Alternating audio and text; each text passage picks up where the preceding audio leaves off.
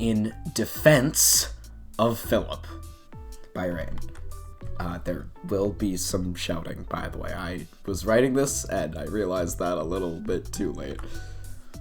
Forward. This video contains light spoilers for Ruina around Mid-Urban Plague, defense of a character who, systematically, should not be defended, a lot of opinions, and some pretty decent bias. He's one of the best characters.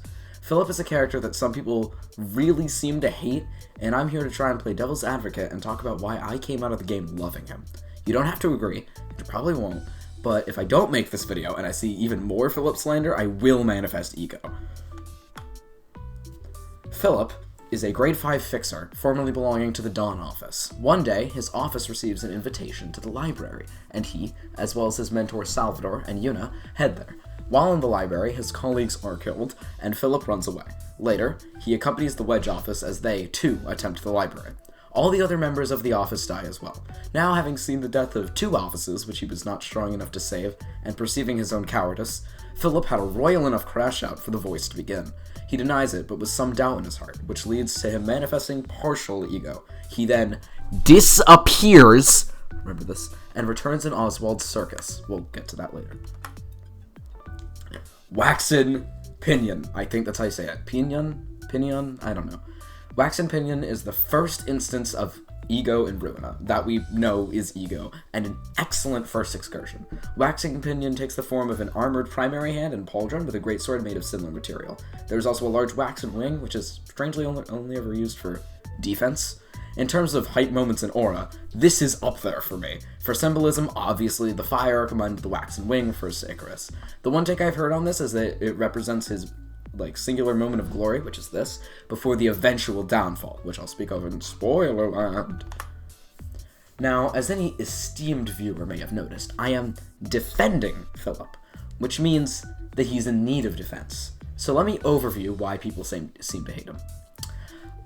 He's a coward. I mean, some people dislike his fight, specifically the Crying Children one, but all of his fights aren't really that bad, aside from one I'll talk about later. I did them all first try. Also, minor bit from the edit here after writing this, I did realize, yes, the Crying Children reception is very long and very annoying, but I don't mind it too much personally, so I'm overseeing it for this argument.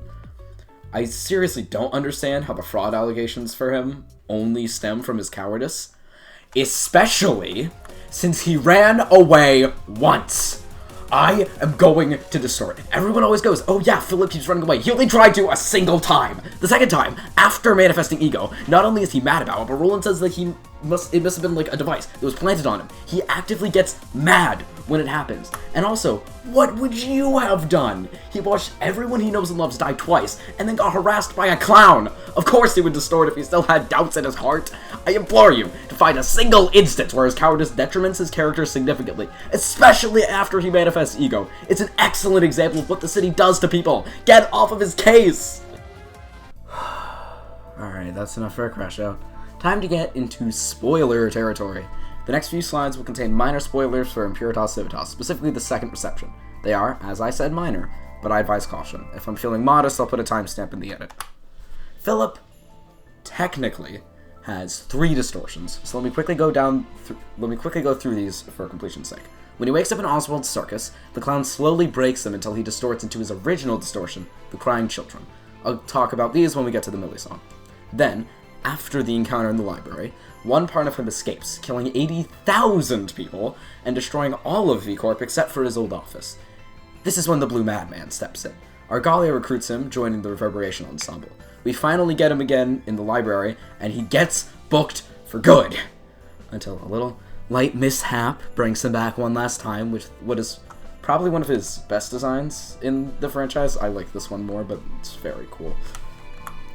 Ensemble Philip. This is the only time post-distorting that we get to have a full conversation from Philip, and it's very interesting. I recommend you read it if you skipped it or haven't played it in a while. To sum up some of the major points, because of the distortion, Philip still has some remnant of his past memory and whom he was before.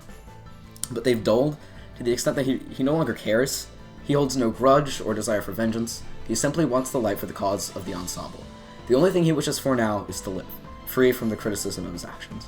It's a really interesting study of a victim of the city, how he learns to cope with it, and how it ultimately breaks him. And they called him a fraud! So, Millie's album for this game, To Kill a Living Book, which you should listen to, by the way, has a song for Philip, played during the Crying Children reception, and then is heard no more.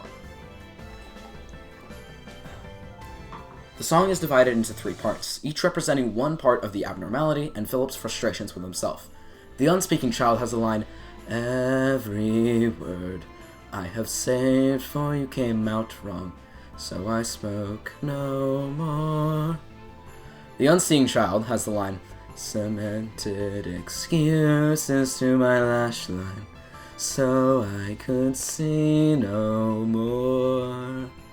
And the unhearing child has the line, read me a book of me, so I could hear no more."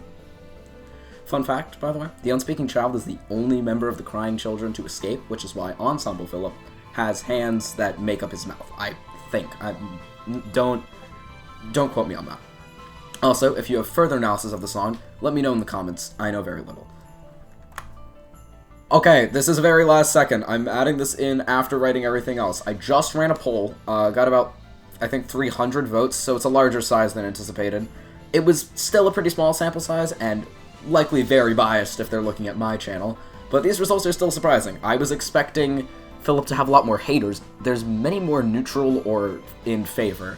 However, I want to turn that 4% into like a 1%, so I'm still gonna make this video. Also, I already made like 12 slides. I don't know why I stop it because of a poll. Okay. Concluding. Normally I'd end this with some kind of call to action to play the game or read the story, but it's Philip. There's really not much to say, so I'll be brief. Hopefully my fervent ranting, brief narrative, and musical dissections, and near distortion contributed to the point that Philip is a character systematically misunderstood and underappreciated. On a more personal note, Library of Ruina has a lot of messaging, and games like these tend to hit me hard, and are why I enjoy games as an art form.